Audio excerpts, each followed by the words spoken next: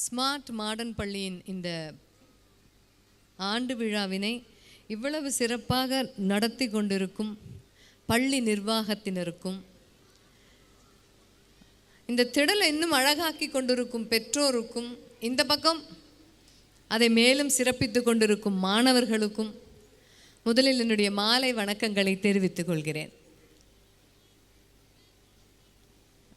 ஆண்டு விழா அப்படின்னு சொன்னால் எல்லா பள்ளிக்கூடங்கள்லையும் கிட்டத்தட்ட ஒரே மாதிரியாக தான் விஷயம் இருக்கும். 10th நாங்கள் எவ்வளோ ரிசல்ட் வாங்கினோம், +2 எவ்வளோ பர்சன்டேஜ் கொடுத்தோம், எத்தனை டாப்பர்ஸ் நாங்கள் கொண்டு வந்தோம்.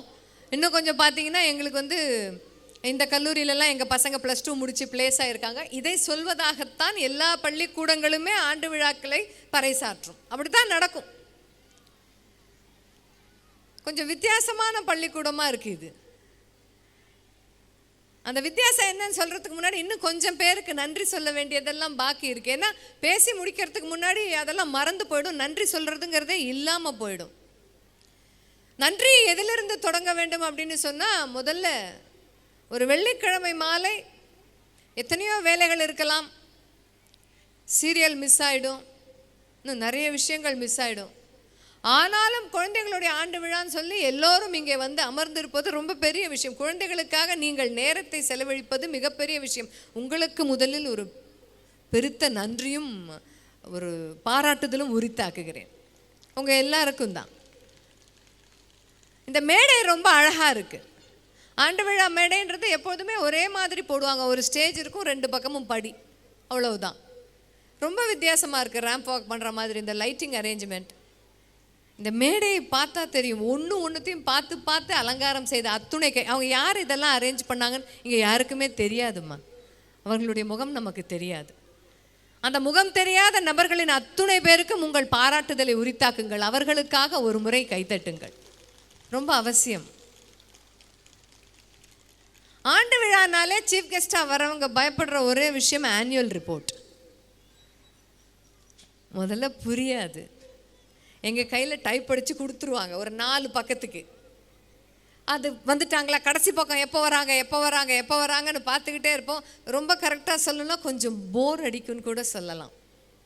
இந்த பள்ளியில் ரொம்ப அழகாக இருந்தது. நேரம் போனதே தெரியல. ஒரு வருஷம் பண்ண அத்தனை விஷயங்களும், நீங்கள் அச்சீவ் பண்ண அத்தனை விஷயங்களும், மாணவர்களுடைய அத்துணை சிறப்பையும் ரொம்ப அழகாக எடுத்து காண்பித்த விதம் பாராட்டுதலுக்குரியது. இந்த பள்ளி நிர்வாகத்திற்கு மீண்டும் ஒரு பாராட்டு.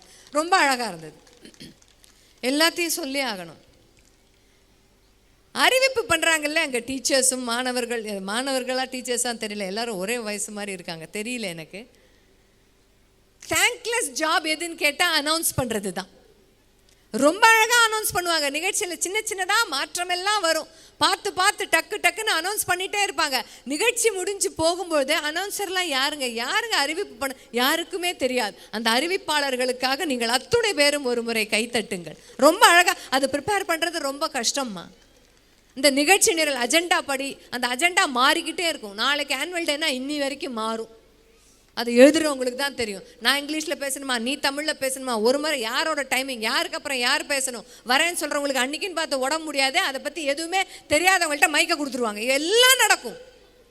ஆனாலும் அந்த அறிவிப்பு மேடையில் எல்லாம் சிரித்த மாதிரி உட்காந்து அனௌன்ஸ் பண்ணுற அழகு இருக்குல்ல, அவங்களுக்காக மீண்டும் ஒரு முறை என் நன்றியையும் பாராட்டுதலையும் தெரிவித்துக் கொள்கிறேன்.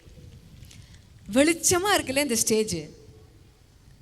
நாம் எல்லாம் வெளிச்சத்தில், குறிப்பாக இந்த மேடை மேலே குழந்தைகள் நிகழ்ச்சி ஆரம்பிக்கிறதுக்கு முன்னாடி டான்ஸ் ஆடினது, கீபோர்டு வாசித்தது, பாட்டு பாடினது, இப்போ நான் நின்று பேசுகிற வரைக்கும் இந்த மேடை இவ்வளவு வெளிச்சமாக இருக்குன்னு சொன்னால் அதுவும் அந்த இருட்டில் நின்று கொஞ்சம் பேர் வேலை செய்கிறது தான் இதற்கு காரணம். அவர்களுக்காக உங்கள் பாராட்டுதலையும் கைத்தட்டுதலையும் உரித்தாக்குங்கள். எல்லாம் பளிச்சுன்னு போய் எல்லாருக்கும் தெரியணும் அப்படின்னு சொன்னால் கொஞ்சம் பேர் இருட்டில் இருக்க தான் செய்யணும். மரங்கள் எல்லாம் பூத்து குலுங்கும் பொழுது வேர்கள் மண்ணோடு மறைந்து கொண்டு இருப்பது போல அவர்களுடைய பாங்கு ரொம்ப பெருசு. அவர்கள் அத்துணை பேருக்கும் மீண்டும் ஒரு பாராட்டுதலை உரித்தாக்குகிறேன். குழந்தைங்கள்லாம் பாவம், எப்போ சாப்பிட்டதுன்னு தெரியாது, எப்போ மேக்கப் போட்டு உட்காந்துன்னு தெரியாது. நிறைய குழந்தைங்க பார்த்தீங்கன்னா ஆனுவல் டே அன்னைக்கு லிப்ஸ்டிக் போட்டு 2 உதடு ஒட்டாமலே உட்காந்துரும். தண்ணி கூட குடிக்காது, லிப்ஸ்டிக் போய்டுன்னு. வாயை கூட மூடவே மூடாது. சாப்பிட்றேன்னு கேட்டால் இல்லை, லிப்ஸ்டிக் போட்டு எனக்கு பசிக்கவே இல்லை அப்படின்னு சொல்லும். பூ மாதிரி இருக்கும், வாடி போய்டும் நிகழ்ச்சி ஆரம்பிக்கிறதுக்குள்ளே. அதனால் எவ்வளவு சுருக்கமாகவும் எவ்வளவு விரைவாகவும் என்னுடைய பேச்சை முடித்து கொள்ள முடியுமோ 25லேருந்து 30 நிமிஷம், ஒரு 5 நிமிஷம் போயிடுச்சுன்னு வச்சுக்கோங்களேன், 25 நிமிஷம். அத்தோடு என்னுடைய உரையை முடித்துக் கொள்கிறேன். ஏன்னா குழந்தைங்க ஆடுறதெல்லாம் பார்க்கணும். ஆண்டு விழா அன்னைக்கு சீஃப் கெஸ்ட் எதுக்காக கூப்பிட்றோம் அப்படின்னா நிறைய பேருக்கு தெரியாது, நிறைய பேருக்கு வேற மாதிரி புரியும். பள்ளிக்கூடத்தை பற்றி எடுத்து சொல்ல தான் கூப்பிட்டுருக்காங்க. பள்ளிக்கூடத்தை பற்றி எடுத்து சொல்லவே வேண்டாம், அதுவும் இந்த பள்ளிக்கூடத்தை பற்றி சொல்லவே வேண்டாம். ஆச்சரியமான ஒரு விஷயம் என்னன்னா, ஜனபாரதி சார் பேசும்போது எனக்கு ரொம்ப ஆச்சரியமா இருந்தது. உங்க சம்பளம் எவ்வளோ அப்படின்னு யார்ச்சியாவது கேட்டு பாருங்களேன், சொல்ல மாட்டாங்க. ஐயோ கண்ணு போட்டுடும். உங்ககிட்ட எத்தனை கார் இருக்கு, எத்தனை வீடு இருக்குன்னு யார்ட்டையா கேட்டு பாருங்களேன், சொல்ல மாட்டாங்க. கேட்டால் சொல்லவே மாட்டாங்க. வேண்டாம், ஒன்றும் வேண்டாங்க. ஃபர்ஸ்ட் மார்க் வாங்கின பிள்ளையோட பேப்பரை காமின்னு பக்கத்தில் இருக்கிற பிள்ளை கேட்டாலே காமிக்க பயப்படும். வேண்டாம், என் பேப்பரில் யாராவது தப்பு கண்டுபிடிச்சி மார்க் குறைச்சிட்டா என்ன பண்ணுறதுன்னு காமிக்காது. ஆனால் ஜனபாரதி சார் ரொம்ப ஆச்சரியமான விஷயம், பெற்றோரினுடைய அத்துணை சப்போர்ட்டிலையும் உங்களுடைய ஆதரவிலையும் எங்கள் பள்ளிக்கூடத்தில் எப்போதுமே அட்மிஷன் ஃபுல், அதை சொல்வதற்கு பெரிய மனசு வேணும். ஆமாங்க, எங்கள் அட்மிஷன் ஃபுல்லாக இருக்குது சொல்ல மாட்டாங்க யாரும். நீங்கள் இன்னும் கொஞ்சம் பேர் உங்கள் தெரிஞ்சவங்களெல்லாம் இந்த ஸ்கூலில் வந்து சேர்க்க சொல்லுங்கள் அப்படின்னு சொல்கிறவங்களெல்லாம் கேட்டிருக்கிறேன். ஆனால் அட்மிஷன் ஃபுல்லாக இருக்குது மேடம். கடவுள் அருளால் எல்லாம் நல்லா இருக்குது. பள்ளிக்கூடம் நடத்தும்போது ஒரு ஸ்ட்ரெஸ்ஸுமே இல்லாமல் நடத்தும் ஒரு நிர்வாகத்தை ரொம்ப வித்தியாசமாக கொஞ்ச நாள் கழிச்சு இங்கே தான் பார்க்குறேன். அதில் கூட ஒன்று சொன்னார் தெரியுமா, கோச்சிங் கிளாஸே கிடையாது. 9 மணிலேருந்து 3:30 மணி, அதுக்கப்புறம் நீ வீட்டுக்கு போ, இஷ்டம் இருந்தால் உனக்கு தேவை இருந்தால் நீ படிக்கலாம். இதெல்லாம் நாம் படித்தப்ப இருந்த பள்ளிக்கூடத்தின் அமைப்பு இப்படித்தான் இருந்தது. 3:30 மணி இல்லைனா 3:45 மணி பெல் அடிச்சிடும், கிளம்பிடுவாங்க. நாங்களாம் ஆசைப்பட்டு அந்த மரத்தடியில் கொஞ்சம் நேரம் விளையாடுறோம், இந்த மண்ணில் கொஞ்சம் நேரம் விளையாடிட்டு போகிறோன்னு இருப்போம். டீச்சர்லாம் சொல்லுவாங்க, பள்ளிக்கூடம் விட்டாச்சுல வீட்டை பார்க்க ஓடு, இல்லைன்னா உங்கள் அம்மாவோ அப்பாவோ இங்கே தேடிட்டு வருவாங்கன்னு சொல்லுவாங்க. ஆசையாக நாங்கள் இருந்தோம். ஆனால் இப்போ நிறைய பள்ளிகள் அது கிடையாது. அது ஏன் கிடையாது அப்படின்னு சொன்னால், பள்ளிக்கூடங்களை மட்டுமே சொல்ல முடியாது, பெற்றோரின் எதிர்பார்ப்பு ரொம்ப ஜாஸ்தியாக இருக்குது. என்ன நாம் நினச்சிக்கிறோம் அப்படின்னா, ஒரு குழந்தை 24 மணி நேரத்தில் 18 மணி நேரம் எல்கேஜிலேருந்தே படிக்க ஆரம்பித்தாதான் அது 12வது முடிக்கும் போது மிகப்பெரிய குழந்தையாக வளரும், எல்லா விதத்துலேயும் ஒரு வளர்ச்சி அடையும்னு நாம் தப்பிதமாக கற்பிதம் பண்ணியிருக்கோம். பாடத்தை தவிர்த்து, பள்ளிக்கூட நேரத்தை தவிர்த்து குழந்தைக்கு தனிப்பட்ட ஒரு வாழ்க்கை இருக்குது அப்படிங்கிறத உணர்ந்தவர்களால் மட்டும்தான் 9லேருந்து 3:30 மணி வரைக்கும் பள்ளிக்கூடம் நடத்த முடியும். வேறு யாரையாலும் நடத்த முடியாது. இந்த பள்ளிக்கூடம்னு மட்டும் இல்லை, ஏதாவது வேறு ஒரு பள்ளிக்கூடமும் இதே மாதிரி நடக்குமே. ஆனால் குழந்தைகளுக்கு பள்ளிக்கூட நேரத்தை தவிர்த்து வேறு ஒரு வாழ்க்கையும் இருக்கிறதுன்றதை உணர்ந்தால் மட்டுமே இதை செய்ய முடியும். 6ஆம் கிளாஸ் வரைக்கும் தானே இருக்கீங்க. 1லிருந்து 6ஆம் கிளாஸ் படிக்கிற குழந்தைகளோட அம்மாக்கள் இங்கே இருக்கீங்க. உங்களுக்கெல்லாம் ஒரு சீக்ரெட் சொல்லட்டுமா, ஒரு ரகசியத்தை சொல்லட்டுமா? 1ஆவதுலேருந்து 6ஆவது வரைக்கும் படிக்கிற பசங்களோட அம்மாவும் அப்பாவும் சந்தோஷமாக இருக்க வேண்டிய பருவம் இது மட்டும்தான். அது என்னவா வரப்போகுது, எப்படி ஆக போகுது, எந்த கவலையுமே இல்லாமல் இருக்கக்கூடிய பருவம் இந்த ஒரு பருவம் மட்டும்தான். ஆனால் நாம தான் டென்ஷனை ஏற்றுக்கிறோம். இல்லை, ஐயோ 1ஆம் கிளாஸ்லேருந்தே சில பேர் இப்போ பார்த்தீங்கன்னா அட்மிஷன் போடும்போதே கேட்குறாங்க, ரொபாட்டிக்ஸ் எல்லாம் சொல்லி தரீங்களா 1ஆம் கிளாஸில்? குழந்தைக்கு கீ கொடுக்குற பொம்மையை சரியாக வச்சே விளையாட தெரியாத வயசில் ரொபாட்டிக்ஸ் சொல்லி தரீங்களா உங்கள் பள்ளிக்கூடத்தில் கேட்டு தான் அட்மிஷனுக்கு வரக்கூடிய நிறைய பெற்றோர் இருக்காங்கம்மா. இன்னும் ரொபாட்டிக்ஸ் அது படிக்குதோ இல்லையோ, பிள்ளைய ரோபோ மாதிரி மாற்றிடுவோம். காலையில் இவ்வளோ நேரம் பள்ளிக்கூடம், சாயந்தரம் வந்தவுடனே நீ அந்த கிளாஸ் இந்த கிளாஸ், இந்த டியூஷன் அந்த டியூஷன் எல்லாம் முடித்து அது பாதி கண்ணு மூடி தூக்கத்தில் வந்து வீட்டில் உட்காரும்பொழுது அதுக்கு ஹோம்ஒர்க்குன்னு ஒன்று இருக்கும், அது எப்போ எழுதுறதுன்னே அதுக்கு தெரியாது. அப்படியெல்லாம் கஷ்டப்பட்டால் தான் பெரிய ஆளாக வர முடியும். இதுதான் நாம் போட்ட ஒரு டைம் டேபிள், இதுதான் நாமவே ஒரு ப்ளூ பிரிண்ட் போட்டு வச்சுருக்கோம். ஒரு குழந்தை முன்னேறுவதற்கு இப்படித்தான் அது படிக்கணும், இப்படித்தான் அது செக்குமாடாக இருக்கணும்னு. ஆனால் நிதர்சனம் அது கிடையாது. ஒரு ஆண்டு விழாக்கு வந்துட்டு படிக்கிறத கொஞ்சம் கம்மியாக படிச்சுக்கலான்னு சொல்கிற ஒரு சீஃப் கெஸ்ட்டை முதல்ல எல்லாருக்குமே புரிஞ்சிக்க கஷ்டமாக தான் இருக்கும். இப்படி சொல்கிறதுக்கு எதுக்கு இவங்க வந்தாங்க அப்படின்னு தோணும். அதை போட்டு கசக்கி புழிஞ்சு, ஒரு குழந்தை தவழும் போதே எழுந்து நடக்கணும், நடக்கும் போதே எழுந்து ஓடணும், ஓடுற வயசில் பறக்கணும்னு நாம் எதிர்பார்த்து அதை முடுக்கி விட்டு கீ கொடுத்ததை என்னவோவா மாற்றி +2 முடிக்கும்போது அதுக்கு புரியவே புரியாது, நான் என்னவா போகிறேன், நான் என்னவா ஆகணும்னு எனக்கே தெரியல அப்படின்ற ஒரு நிலைமைக்கு குழந்தை போகும். அந்த நிலைமைக்கு ஆளாகாமல் இருக்கணும்னா 9லிருந்து, தேங்க்யூ சார், 9லிருந்து 3:30 படிப்புக்கான நேரம். அது 3:30 மணிக்கு மேலே தான் பக்கத்து வீட்டு குழந்தையோட விளையாடுவதற்கான ஒரு சௌகரியம், வீட்டில் இருக்கிற அம்மாவுடனும் அப்பாவுடனும் பேசுவதற்கான அவகாசம் எல்லாம் அப்புறம் தான் இருக்குது. ஏன்னா காலையில் சாப்பிட்டதும் சாப்பிடாததுமோ எதையோ திணிச்சு அமைச்சிடுறோம் இல்லை பிள்ளைய.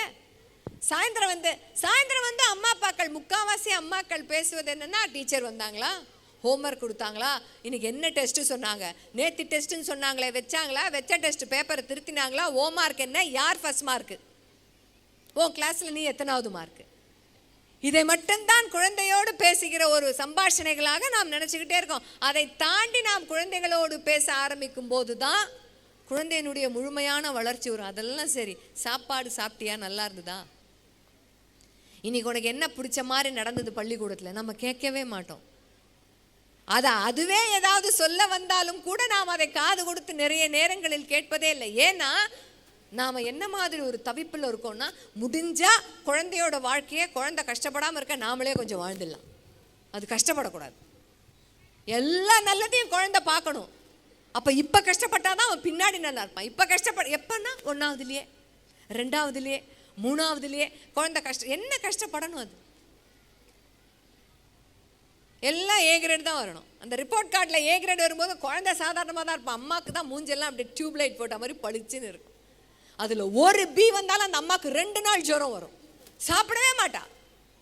வாட்ஸ்அப் குரூப்பில் மெசேஜே போட மாட்டாங்க அந்த அம்மா, குழந்தை பி கிரேட் வாங்கிட்டான். அது அவங்களுக்கு ஒரு சோஷியல் ஸ்டேட்டஸ்மா. எப்படி இதை நான் சொல்கிறது வெளியில், அது குழந்தைங்க ஒன்றுமே தெரியாது. ஏ கிரேட் வாங்கினது பி கிரேட் வாங்கலாம், ஜாலியாக சி கிரேட் வாங்கினதோட விளையாடிட்டு தான் இருக்கும். வாழ்க்கையை அப்படி பார்க்க நாம் என்று மாறுகிறோமோ, நம்ம புள்ள அப்போ தான் வாழ்க்கையை சரியாக அணுகுகிற பாங்கை கற்றுக்கொள்ளும்.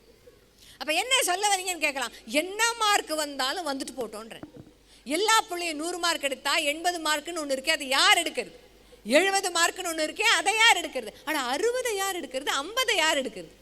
அதுவும் மதிப்பெண் தானே, அதுவும் வாங்கணும் தானே.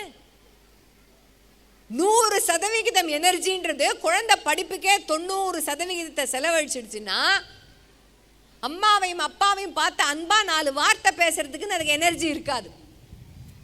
வீட்டில் இருக்கிற தாத்தாவையோ பாட்டியையோ மரியாதையோடு நடத்தவும், அவர்களோடு உட்காந்து சாப்பிடவும், அவங்க சொல்கிற கதையை கேட்பதற்கும் அந்த குழந்தைக்கு நேரம் இருக்காது.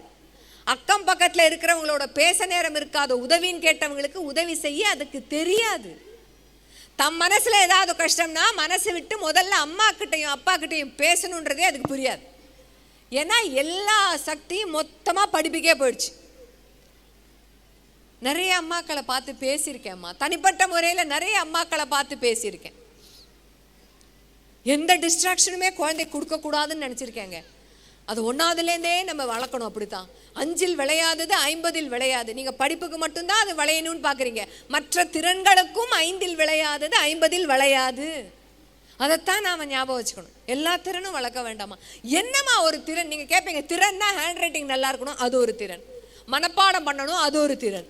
பரீட்சையில் எல்லாத்துலேயும் முதல் மார்க் வாங்கணும், அது ஒரு திறன். அதை எல்லாத்தையும் தாண்டி கோல்டன் வேர்ட்ஸ்ன்னு சொல்லுவாங்க தெரியுமா, குழந்தைக்கு தப்பு பண்ணிட்டா ஒத்துக்கக்கூடிய திறனை வளர்க்கணும். சாரி கேட்க தெரியணும். நிறைய குழந்தைக்கு அந்த வார்த்தை தெரியாது, தெரியவே தெரியாது. ஏன் தெரியாதுன்னா நாம சொல்லி தரணும். என்னைக்காவது தெரியாம நாம தப்பு பண்ணிட்டா குழந்தை அளவுக்கு இறங்கி முட்டி போட்டு அது கண்ணை பார்த்து நான் தப்பு பண்ணிட்டேன் கண்ணா, தெரியாம பண்ணிட்டேன், சாரி சொல்லட்டுமா அம்மா உங்ககிட்ட, உனக்கு ஒன்றும் கோவம் இல்லையே, எங்கே நான் ஒரு நாள் கேட்டா தப்பு பண்ணால் அம்மாவே சாரி கேட்குறேன். அப்போ சாரிங்கிறத கேட்கணும்னு குழந்தைக்கு தெரியும். அதனால்தான் அம்மா தான் ஒரு குழந்தையின் முதல் ஆசிரியை, வீடு தான் அந்த குழந்தைக்கு முதல் பள்ளிக்கூடம்னு அதனால தான் சொல்கிறோம். அதுதான் அதுக்கு அர்த்தம். அப்போ சாரி சொல்கிறத நாம தானே சொல்லித்தரணும். ஏதாவது தேவைன்னா கேட்டு வாங்கிக்கோன்னு சொல்லி கொடுக்குற பழக்கம் நம்மக்கிட்ட கிடையாது. குழந்தைக்கு அதைத்தான் சொல்லித்தரணும். சயின்ஸும் ஃபிசிக்ஸும் கெமிஸ்ட்ரியும் மேக்ஸும் இங்கிலீஷும் தமிழும் ரைம்ஸும் சொல்லித்தரத்துக்கு அப்புறமா இதை முதல்ல சொல்லித்தரணும். சின்ன சின்னதாக வீட்டு வேலைகளை உங்களோடு சேர்ந்து பகிர்ந்து செய்ய சொல்லிக் கொடுங்க. அதுதான் சோஷியல் ஸ்கில். வீட்டிலிருந்து தானே அது முதல்ல வளரணும். சாப்பிட உட்காந்தா ஒரு குழந்தைய உன் சின்ன கையால் எதை தூக்கி கொண்டு வந்து டேபிளில் வைக்க முடியுமோ கொண்டு வந்து வை. தினமும் அது உன்னுடைய வேலை. சாப்பிட்டு முடித்ததும் எதெல்லாம் கொண்டு போய் திருப்பி கிச்சனில் வைக்க முடியுமோ வை, அது உன்னுடைய வேலை. குழந்தைய வழுக்கி கொண்டு வரது கஷ்டம். நாம பெற்ற ஒரு குழந்தையவே வழுக்கி கொண்டு வர கஷ்டப்பட்டா 1500 பசங்களை எப்படிமா இங்கே வழுக்கி கொண்டு வர முடியும்? நாம் என்ன எதிர்பார்க்குறோம்? ஸ்மார்ட் மாடர்ன் பள்ளிக்கூடத்தில் பிள்ளைய உள்ளே போட்டேன், அது வெளியில் வரும்போது பார்த்தீங்கன்னா அப்படி ஃபுல்லி டெவலப்டாக வரணும். திடீர்னு பிரின்சிபல் போலீஸ்காரர் மாதிரி மாறிடணும், மிரட்டணும். பஞ்சாயத்து தலைவர் மாதிரி மாறிடணும், மிரட்டணும். டீச்சருங்கெல்லாம் பார்த்தாங்கன்னா திடீர்னு பீடியாட்ரிஷனாக மாறிடுவாங்க. பல் தேக்கலையா டீச்சர்கிட்ட சொல்லுவேன், குளிக்கலையா டீச்சர்கிட்ட சொல்லுவேன், தூங்கலையா டீச்சர்கிட்ட சொல்லுவேன், சாப்பிடலையா டீச்சர்கிட்ட சொல்லுவேன். அம்மாவாக நாம் என்ன சொல்லுவோம்? அப்போ அப்பாவாக நாம் என்ன செய்வோம்? அப்போ இவங்க எல்லாரும் திடீர்னு பார்த்தீங்கன்னா மந்திரவாதியாக மாறிடுவாங்க, திடீர்னு பீடியாட்ரிஷனாக மாறிடுவாங்க, மெஜிஷியனாக மாறிடுவாங்க. நம்மளுடைய குழந்தையை பற்றி முதல்ல நமக்கு தெரியணும். நாம் என்ன நினைக்கிறோம்? இந்த பள்ளிக்கூடத்தில் அனுப்பிச்சிட்டோம்ல சார், என் பிள்ளைய பற்றி முழுசாக உங்களுக்கு தான் தெரியணும். என் பிள்ளை நல்லா வர்றதும் ரொம்ப பெரிய ஆளாக வர்றதும் உங்கள் கையில் தான் இருக்குது. அவங்க கையிலையும் இருக்குது, ஆனால் முதல்ல அது அங்கேருந்து தான் ஆரம்பிக்குது. அம்மாவிடமும் அப்பாவிடம் இருந்து தான் அது ஆரம்பிக்கிறது. அப்போ சின்ன சின்ன வேலையை சொல்லி கொடுங்க. இதை செய், அதை செய். ஜப்பானில் 10 வயசு வரைக்கும் குழந்தைகளுக்கெல்லாம் சொல்லி கொடுக்கக்கூடியது வாழ்க்கை கல்வி மட்டும்தான். பாடங்களை தவிர்த்து அதுங்களுக்கு வாழ்க்கை கல்வி மட்டும்தான் சொல்லித்தராங்க. 4ஆம் கிளாஸ் வரைக்கும் பரீட்சையே கிடையாது. அப்போ என்னதான் சொல்லி தருவாங்க 4ஆம் கிளாஸ் வரைக்கும்னு பார்த்தா, தன்னுடைய இடத்தை சுத்தமாக வைத்துக்கொள்ள இந்த வயசு தான், 1லிருந்து 6க்குள்ள தான் நாம் சொல்லித்தரணும். சின்னதாக இப்படி ஒரு ஸ்டால் போடுறாங்கன்னு வச்சுக்கோங்க, ஏதோ தின்பண்டம் வைக்கிறாங்க, பேப்பர் பிளேட்டில் கொடுக்குறாங்க, சாப்பிட்டு கசக்கி போடுற பெரியவர்கள் நிறைய பேர் உண்டு இங்கே. ஆனால் அங்கே அப்படி கிடையாதான். எல்லா குழந்தையும் கையில் ஒரு கார்பேஜ் கவர் தான் பையிலே வச்சுருக்குமா. தான் உபயோகித்த அனைத்து பொருட்களின் கழிவுகளை அந்த பையில் போட்டு போய் வீட்டில் போய் குப்பையில் தான் போடுமா. இதைத்தான் நாம் இங்கிருந்து பழக வேண்டும். இங்கே தான் நாம் பழகணும். ஒரு ஸ்டேடியத்தில் போய் ஒரு மேட்ச் பார்த்துட்டு வந்தால் அடுத்த மேட்ச் ஆரம்பிக்கிறதுக்குள்ளே அந்த ஸ்டேடியத்தை க்ளீன் பண்ணுறதுக்குள்ளே பிராணம் போகுது. ஏன்? வளர்ந்த நமக்கே நம் சுற்றுப்புறத்தை சுத்தமாக வச்சுக்க தெரியல. இதைத்தான் இந்த வயசில் பிள்ளைக்கு சொல்லித்தரணும். ஹைஜீன், தன்னுடைய உடம்பை சுத்தமாக வைத்துக்கொள்ள குழந்தைக்கு நாம் சொல்லித்தரணும். ஆண் குழந்தைக்கும் சரி, பெண் குழந்தைக்கும் சரி. இப்போ சொல்லித்தர வயசு தான் அது. கொஞ்சம் மார்க் கம்மியாக வாங்கினா கூட பயமே இல்லாமல் வீட்டில் வந்து சொல்லக்கூடிய மனநிலையை ஒரு அம்மாவும் அப்பாவும் வீட்டில் ஏற்படுத்தி தருவது தான் நீங்கள் செய்கிற முதல் வேலை. பயப்படக்கூடாது. அது மார்க்கெல்லாம் கொடுத்து பயப்படுறதுனால தான் குழந்தை என்ன பண்ணுதுன்னா, நிறைய குழந்தைய பார்த்துருக்கேம்மா. கொஞ்ச நாள் ஆசிரியராக வேலை பார்த்ததுனால கிடைச்ச அனுபவம் அது. வெள்ளிக்கிழமைன்னு பார்த்து பேப்பரை கொடுத்துருவாங்க. அதுதான் பிள்ளைக்கு பெரிய தலைவலியே. சனி ஞாயிறும் பேப்பரை பையில வச்சுக்கிட்டு எடுக்கலாமா வேண்டாமா, எடுக்கலாமா வேண்டாமான்னு அந்த புள்ள படுற பாடு இருக்கு பாரு, பாவம். அதால் நிம்மதியாக ஒளியும் ஒளியும் பார்க்க முடியாது, சித்திரஹார் பார்க்க முடியாது, ஒன்றுமே பண்ண முடியாது, பயப்படும். திங்கக்கிழமை எப்படா பொழுது விடியும்னு பார்த்துட்டு இருக்கும். மற்ற பிள்ளையெல்லாம் நல்ல மார்க் வாங்கின பிள்ளையெல்லாம் கையெழுத்து வாங்கி கொண்டு வந்து கொடுத்துரும். அம்மாவுக்கு இது எப்படியோ தெரிய வந்துடும், பேப்பர் கொடுத்துட்டாங்களாமே கொடுக்கவே இல்லைன்னு அம்மாவுக்கு தெரிய வரும். இப்போ நம்ம இங்கே பேரண்ட்ஸ் டீச்சர்ஸ் மீட்டிங்லாம் வைக்கிறாங்க. செகண்ட் சாட்டர்டே தவிர்த்து எல்லா சாட்டர்டேவும் நீங்கள் வைக்கிறீங்க உங்கள் பள்ளிக்கூடத்தில். வந்து கேட்பாங்க, இன்னும் பேப்பரே கொடுக்கலையே மேடம் அப்படின்னு உங்களை கேட்பாங்க. கொடுத்துட்டேனே, போன வெள்ளிக்கிழமையே கொடுத்துட்டேன், நீங்கள் கொடுத்ததை எனக்கு ஏன் டைரியில் சொல்லலை அப்படின்னு தான் கோவப்படுமே தவிர, கொடுத்த பேப்பரை குழந்தை மறைக்காமல் சொல்லக்கூடிய சூழ்நிலையை நாம் வீட்டில் உருவாக்கலைன்றதை நாம் யோசிக்கவே மாட்டோம். ஏதோ பயப்படுது. உலகத்திலேயே ரொம்ப வெக்கப்படக்கூடிய விஷயம் என்ன தெரியுமா? மனசு விட்டு அம்மாக்கிட்டையும் அப்பாக்கிட்டையும் பேச ஒரு குழந்தை பயப்படுது தெரியுமா? அதுதான் வெட்கப்படக்கூடிய ஒரு சூழல். பயப்படக்கூடாது. என்ன பண்ணுவா அம்மா? அம்மா இதில் மார்க் குறைஞ்சி போச்சு, அப்பா இதில் மார்க் குறைஞ்சி போச்சு. ஏன் குறைஞ்சிது கண்ணா? என்ன புரியலை.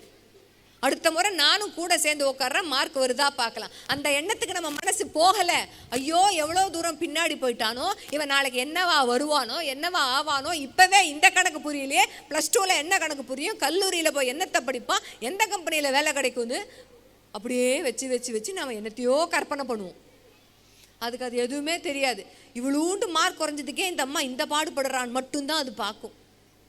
அப்போ மனசு விட்டு பேசக்கூடிய சூழ்நிலையை ஒரு அம்மாவும் அப்பாவும் கொஞ்சம் ஏற்படுத்துங்க. இந்த கிராண்ட் பேரண்ட்ஸ் டே செலிப்ரேஷனை ரொம்ப அழகாக ஆனுவல் டேல காமிச்சாங்க. நல்லா இருந்தது. நல்லா யோசிச்சு பாருங்களேன். தாத்தா பேப்பர் கொடுத்துட்டாங்க, அப்பாட்ட அம்மாட்ட சொல்லாத அப்படின்னு போய் தாத்தா பாட்டிகிட்ட சொல்லும். அந்த மாதிரி சொல்கிற குழந்தைகளை பார்த்துருக்கிறேன். 7ஆம் கிளாஸ்லையும் 8ஆம் கிளாஸ்லையும் பேரண்ட்ஸ் டீச்சர்ஸ் மீட்டிங் வைக்கும்போது பாதி நேரம் தாத்தா வருவதுண்டு, பாதி குழந்தைகளுக்கு பாட்டி வருவதுண்டு. தாத்தா அடிக்க மாட்டார், பாட்டி அடிக்க மாட்டா. அதை தாண்டி தாத்தாவும் பாட்டி என்ன சொல்லணும், உங்கள் அப்பனோட நிறைய தாண்டா மார்க் வாங்கியிருக்கேன் பரவாயில்ல, அதான் தாத்தா சொல்லுவார். குழந்தைக்கு அதுதான் பிடிக்கும். அப்போ யார் நம்மை அப்படியே ஏற்றுக்கொள்கிறார்களோ அவங்க கிட்ட தான் குழந்தை ஓடும். அது இந்த வயசில் அதைத்தான் எதிர்பார்க்கும். அப்படி செய்ய தவறிட்டோன்னா அது என்ன செய்யும் தெரியுமா? தேவையில்லாத இடத்துல போய் தன்னுடைய கவனத்தை போய் பதிய வைக்கும். தப்பான நபர்களிடம் பேசும், தப்பான நபர்களோட ஸ்நேகத்தை ஏற்படுத்தி கொள்ளும், தப்பான பழக்கங்களுக்கு ஆளாகும். அப்புறம் குழந்தைய நாம என் குழந்தையோடைய தான் மேம் நான் உட்காந்துட்டு இருக்கேன், சரியா பேச மாட்டேங்கிறேன் அப்படி சொல்லுவோம். இது ஒன்று கையில் எல்லா குழந்தைக்கும் அது இருக்கு. சீப்பை ஒழிச்சு கல்யாணத்தை நிறுத்த முடியாது. செல்ஃபோன் எல்லாம் இனிமேல் எந்த கம்பெனியும் தயாரிக்காதுன்னு சொல்ல முடியாது. குழந்தை கண்ணிலேருந்து மறைக்க முடியாது. குழந்தை செல்ஃபோன் எடுக்காமல் இருக்கணும். அது படிக்கிற நேரத்திலோ வேறு ஒரு வேலையில் இருக்கும்போது அது கையில் செல்ஃபோன் எடுக்காமல் இருக்கணும்னா அந்த நேரம் முழுவதும் நம் கையிலையும் செல்ஃபோன் இல்லாமல் நாம் பார்த்துக்கணும். முடியுமா? செல்ஃபோனை வச்சுட்டு படி அப்படின்னு நாம் செல்ஃபோன் பார்த்துட்டே தான் அதுக்கிட்ட சொல்லுவோம். அதுக்கு தெரியாதும்மா, அதுக்குள்ளே என்ன இருக்குன்னு தெரியாது. பிரின்சிபல் சார் ரொம்ப அழகாக சொன்னார், இதுலேருந்து என்ன பூதம் எப்போ வெளியில் வரும்னே தெரியலன்னு. ஆமாம், எல்லா பிள்ளையும் இதை அல்லாவுதீன் விளக்கு மாதிரி தேய்ச்சிக்கிட்டே இருக்கு. எதையும் அதுலேருந்து பூதமாக வெளியில் வருது. உங்கள் குழந்தைங்க எந்த அளவுக்குன்னு தெரியல. நாளைக்கு வர பசங்கள்லாம் பார்த்தீங்கன்னா ரொம்ப ஸ்மார்ட். யாருக்கு என்ன விஷயம் அமைச்சோன்ற ஹிஸ்ட்ரியே இல்லாமல் சுவடே இல்லாமல் அழிச்சிடுவான். அவனோட டெக்னாலஜிக்கல் மூலம் அதைத்தான் சொல்லித்தருது. ஏன்? ஒரு விஷயத்தை நாம் எப்போது மறைக்கிறோம்னா அதற்கான அங்கீகாரம் வீட்டில் கிடைக்காது. அல்லது தப்பான ஒரு விஷயத்தை நான் செய்யும்போது என் வீட்டில் திருத்துவதை விட திட்டுவதற்கு மட்டும்தான் ஆட்கள் இருக்காங்கன்னு ஒரு குழந்தை புரிஞ்சுக்கிச்சுன்னா அதை மறைக்கத்தான் செய்யும். மனசு விட்டு பேசக்கூடிய சூழலை உருவாக்குவது அவ்வளவு சுலபமே கிடையாது. எல்லா அம்மாவும் அப்பாவும் அதைத்தான் செய்ய வேண்டும். என்ன வேணா பண்ணட்டும் குழந்தை, இந்த வயசு தான் விஷமம் பண்ணும், இந்த வயசு தான் சொன்னதை கேட்காது. புத்தர் மாதிரியும் விவேகானந்தர் மாதிரியும் நீங்கள் சொன்னதுக்கெல்லாம் தலையாட்டிக்கிட்டு எல்லாத்துலேயும் முழுசாக மார்க் வாங்கினா அம்மா அப்பாவாக உங்களுக்கு வேலையே போர் அடிச்சு போயிடும். உங்களுடைய ஒரு நீட்சி அந்த குழந்தை, உங்களுடைய ஒரு ஜெராக்ஸ் தானே அந்த குழந்தை. கொஞ்சம் கண்ண மூடி யோசிச்சு பாருங்களேன். நீங்கள் 1ஆவதுலேருந்து 6ஆவது படிக்கும்போது ரொம்ப நல்ல பிள்ளையாக இருந்தீங்க, யாருமே இருந்திருக்க மாட்டோம். அந்த வயசுக்குன்னே உண்டான எல்லாத்தையுமே செஞ்சுருப்போம். உண்டா இல்லையா? உண்டுன்னு சொன்னால் உங்களுக்கு நீங்களே கைத்தட்டிக்கலாம், இல்லைன்னு சொன்னால் இன்னும் நல்லா கைத்தட்டலாம். ஆனால் இல்லைன்னு சொல்கிறது பொய். எல்லாருமே தான் 1ஆவதுலேருந்து 6ஆவது வரைக்கும் இன்றைக்கி குழந்தைங்க எத்தனையோ பரிசு வாங்கிச்சுன்னு ஆனுவல் ரிப்போர்ட்டில் காமிச்சாங்க. அதில் ஒன்று கூட நாம் வாங்கினதில்லை. என்னென்னவோ படிக்குது பசங்க. வரும், பொறுமையாக வரும். எல்லா குழந்தையும் எப்படி தெரியுமா? ஒரு சட்டியில் போட்ட சோள விதை மாதிரி தான். தயவு செய்து ஞாபகம் வச்சுக்கோங்க. அந்த சட்டியை சூடு பண்ணி ஒரு கைப்பிடி சோள விதையை போட்டிங்கன்னா ஒன்று அப்படியே பாப்கார்ன் மாதிரி பொறிஞ்சு வரும். எல்லாம் பொறிஞ்சிடுச்சுன்னு நினைக்கும் போது பார்த்தீங்கன்னா கடைசியில் 2 டுப்புன்னு 2 பொரியும். இதுதான் நம்ம குழந்தைங்க. எல்லா குழந்தையும் எல்லா விஷயத்தையும் ஒரே மாதிரி புரிஞ்சிக்காது, ஒரே நேரத்தில் புரிஞ்சிக்காது, நாம் எதிர்பார்த்த ஒரே அளவுலையும் புரிஞ்சிக்காது, வேறுபடும். அதை பொறுமையாக நின்று பார்க்குற ஒரு மனப்பக்குவம் நமக்கு வேணும். குறிப்பாக இந்த 1லேருந்து 6 வரைக்கும் ஒரு சின்ன விஷயம் சொல்லட்டுமா? குழந்தை என்னவாக ஆக போகிறான் என்ற எந்த கவலையுமே இல்லாமல் இந்த குழந்தை பருவத்தை தயவு செய்து அணுகுங்கள். ஏன் தெரியுமா? 7ஆம் கிளாஸ் வந்துடுவான், கொஞ்சமாக பேச்சை குறைச்சிப்பான். 8ஆம் கிளாஸ் வருவான், பாதிக்கு மேலே பேச்சை குறைப்பான். 9, 10 சுமாராக கேட்டால் பதில் சொல்லுவான். 11, 12 ரூம்குள்ளே போய் உங்களை எட்டி பார்க்குறதே வாரத்துக்கு ஒரு முறை தான் எட்டி பார்ப்பான். ஏன் நடக்குது தெரியுமா? இங்கே பெருசாக சொன்னால் ஒன்றும் கிடைக்க போகிறதில்ல, பெரிய ரியாக்ஷன் ஒன்றும் வரப்போகிறதில்ல. தாம் தூம்னு குதிப்பாங்க, சத்தம் போடுவாங்க, அதுக்கு ஃப்ரெண்ட்ஸோடையே இருந்துட்டு போகலாம். வீடு என்பது தான் ஒரு குழந்தையின் முதல் உலகம்ங்கிறத குழந்தைய புரிஞ்சிக்க வைக்கிறத மாதிரி ஒரு பெரிய விஷயம் உலகத்தில் எதுவுமே கிடையாது. அது நம்முடைய கையில் தான் இருக்கிறது. அம்மாவின் கையிலும் அப்பாவின் கையிலும் மட்டும்தான் இருக்கு. அப்போ அப்படியே ஏற்றுக்கொள்ளுங்கள் உங்கள் குழந்தைகளை. அதுக்கு புரியாது. ஒரு கதை சொல்கிறேன் கேளுங்களேன். முல்க்ராஜ் ஆனந்த்ங்கிறவர் ஒரு குழந்தைகளை பற்றி ஒரு கதை எழுதினார். அம்மாவும் அப்பாவும் ஒரு கிராமத்தில் ஒரு திருவிழா நடந்துகிட்டு இருக்க தன்னுடைய மகனை கூட்டிக்கிட்டு போகிறாங்க அந்த திருவிழாவுக்கு. கொஞ்சம் காசு கம்மியாக இருக்குது அவங்க கையில். ஆனால் குழந்தை திருவிழாவில் விற்கிற பலூனை பார்த்து கேட்குறான், ஐஸ்கிரீமை பார்த்து கேட்குறான், அங்கே விற்கிற பொம்மைகளை எல்லாம் பார்த்து வேணும் வேணும்னு கேட்டுக்கிட்டே இருக்கான். அப்பாவும் அம்மாவும் என்ன நல்லத்தனமாக சொல்கிறாங்க, இதெல்லாம் ஒரு தடவை சுற்றி பார்த்துட்டு வந்து வாங்கித்தரேன், இதெல்லாம் ஒரு தடவை சுற்றி பார்த்துட்டு வந்து வாங்கித்தரேன், கொஞ்சம் இருப்பா வாங்கித்தரேன், கொஞ்சம் இருப்பா வாங்கித்தரேன். அழ ஆரம்பிக்கிறான். வீட்டிலேருந்து எல்லாம் வாங்கித்தரேன்னு சொல்லி கூப்பிட்டுட்டு வந்தீங்க, ஒன்றுமே வாங்கித்தர மாட்டேங்கிறீங்க, எதை கேட்டாலும் சுற்றி பார்த்துட்டு வாங்கித்தரேன்னு சொல்கிறீங்களேன்னு குழந்தை அழறான். அங்கே ஒரு பாம்பாட்டி ஒன்று பாம்பை மகுடி வாசித்து பாம்பாட்டி அங்கே ஒன்று வித்த காமிச்சிட்டு இருக்கார். அங்கே சுற்றி நிறைய பேர் இருக்கிறாங்க. அந்த குழந்தைக்கு அதை பார்த்த உடனே ரொம்ப ஆர்வமாக இருக்குது. அம்மாவின் கையையும் அப்பாவின் கையையும் அவ்வளோ நேரம் பிடிச்சிட்டு வந்திருக்க குழந்தை ஆர்வ மிகுதியில் 2 கையையும் விட்டுட்டு அங்கே போயிட்டான். நல்லா இருக்கு அந்த வித்தியை பார்க்க.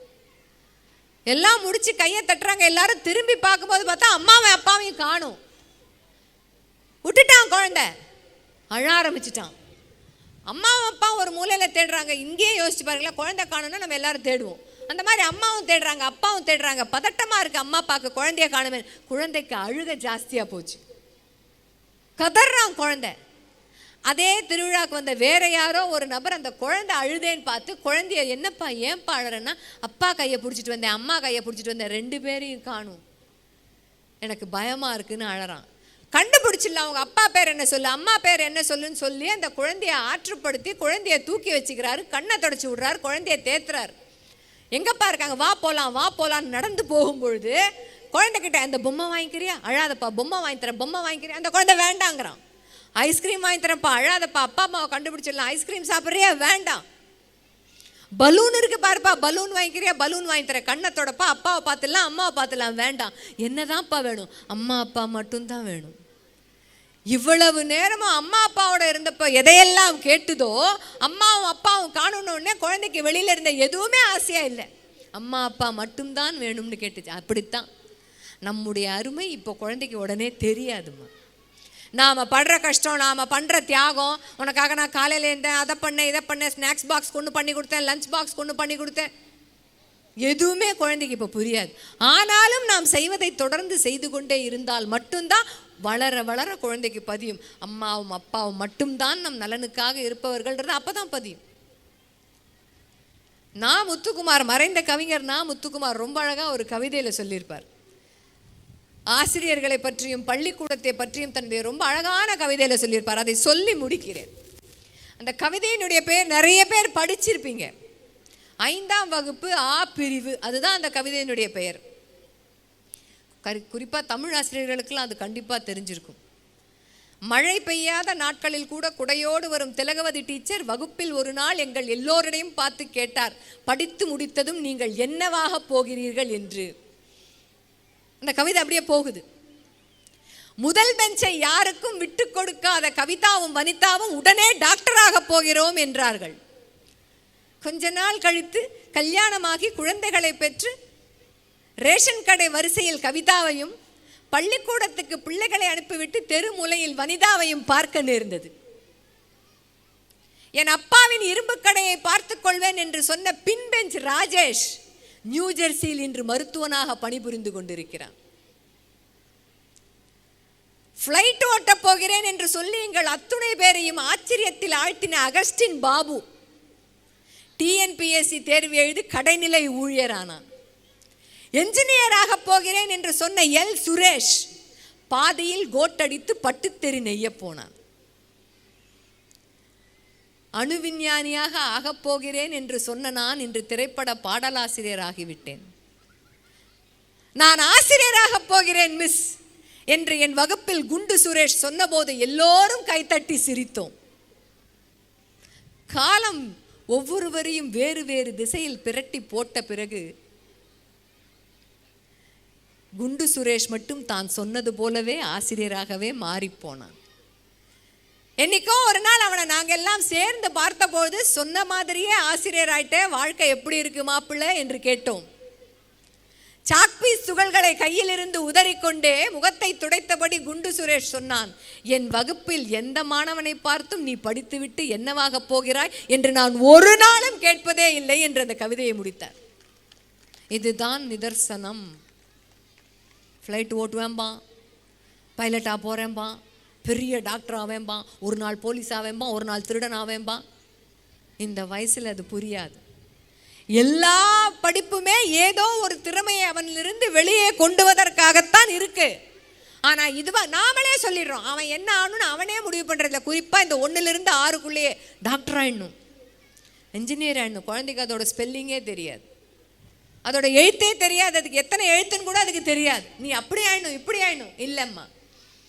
ஒரே ஒரு விஷயத்தை மனசில் வச்சுக்கோங்களேன், அது டாக்டராக ஆனாலும் சரி, ஒரு பொறியாளனாக ஆனாலும் சரி, ஒரு விஞ்ஞானி ஆனாலும் சரி, ஒரு பாடலாசிரியராக ஆனாலும் சரி, ஒரு படத்தை இயக்கும் இயக்குனராக ஆனாலும் சரி, ஆசிரியராக ஆனாலும் சரி, எதுவாக ஆன பொழுதும் முதலில் நல்ல மனிதனாக இந்த குழந்தை வளர வேண்டும். அது மட்டும்தான் நம்மளுடைய மனசில் இருக்கு. அதுதான் வேணும், நல்ல மனுஷனாக வரட்டும். இந்த டெக்னிக்கல் விஷயம், மிசைல்ஸ், ராக்கெட்ஸை பற்றி, மிசைலை பற்றி எல்லாம் அப்துல் கலாம் ஐயாவிற்கும் தெரியும், அதே அளவிற்கு ஒசாமாவிற்கும் தெரியும், ஒசாமா பின் லேடனுக்கும் தெரியும். பள்ளிக்கூடங்கள் தோறும் ஏன் 2 பேர் ஃபோட்டோவையும் வைக்கிறதே இல்லை தெரியுமா? குணத்தினால் யார் சிறந்தவர் என்பதைத்தான் இந்த சமுதாயம் முதலில் பார்க்கிறது. யார் குணத்தால் சிறந்தவர்? படிப்பு கொஞ்சம் முன்னையும் பின்னையும் இருக்கலாம், ஆனால் டிசிப்ளின் முன்னையோ பின்னையோ இருக்க முடியாது, ஏற்றுக்கவே முடியாது. இந்த பள்ளிக்கூடத்தை வைத்து நடத்துபவர்களாகட்டும், இங்கே பிரின்சிபலாக இருக்கட்டும், சரி இங்கே ஜனா சாரா இருக்கட்டும், தினா சாரா இருக்கட்டும், வித் யோர் பர்மிஷன், இவங்கெல்லாம் ஸ்டேட் ரேங்க் எடுத்தீங்களா சார்? 10th ஸ்டேட் ரேங்கா நீங்கள்? இல்லை சார் நீங்கள் சச்சே இப்படிலாம் கேட்காதீங்க எங்களை பார்த்து அப்படிங்கிறாங்க. இங்கே உட்காந்துருக்கிற எத்தனை பேருமா 10th +2 மாநிலத்திலேயே முதலாளாக வந்தவங்க, அவங்கள குறைச்சி பேசவே இல்லை.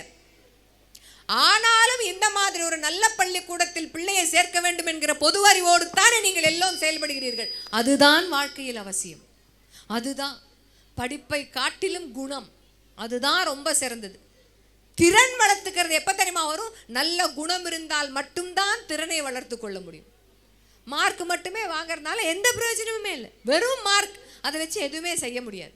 அதோடு சேர்ந்து இப்போ ஐடி கம்பெனிலெல்லாம் பிளேஸ்மெண்ட் கொடுக்கும்போது என்ன சொல்கிறாங்கன்னா, ஓ மார்க்கோ சர்டிஃபிகேட்டோ தேவையில்லை, உங்ககிட்ட என்ன திறன் இருக்குது அதை சொல்லு, ஒன்றை எனக்கு ஏற்ற மாதிரி நான் ஷேப் பண்ணுறேன்னு ஒரு ஐடி நிறுவனமும் சொல்லுது.